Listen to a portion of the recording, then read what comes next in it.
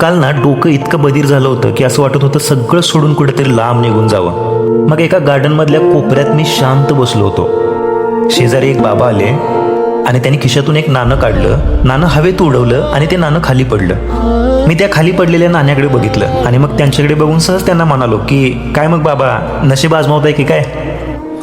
बाबांचा आवाज तिथं कॅमेऱ्यात फारसा रेकॉर्ड नाही झाला, पण त्यांनी हाताने नाणं दाबलं आणि डोळ्यांनी सांगितलं. त्याने माझ्या डोक्यातली सगळी चक्र फिरली.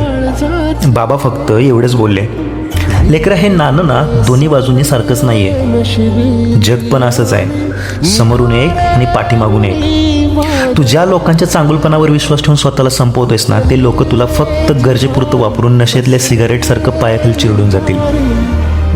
शपथ सांगतो भावानो, काळजात चर झालं. आपण कुणासाठी थांबलोय? कुणाला खुश करायला स्वतःचा जीव जाळतोय? ज्यांना आपली किंमत फक्त खिशातल्या पैशावरून आणि आपल्या स्टेटसवरून कळते, त्या लोकांच्या मागे आपण आपली लायकी विसरून धावतोय. मित्रांनो, त्या 5 मिनिटाच्या भेटीत त्या म्हाताऱ्या बाबांनी मला सांगितलं की लोकांना ओळखायला शिका, नाहीतर हे जग तुम्हाला खेळवून निघून जाईल. जग जिंकायचं आहे ना, तर आधी स्वतःला जिंका. लोकांचा नाद सोडा. कोणी कोणाचं नसतं मित्रांनो. वेळ आली की सावली पण साथ सोडते.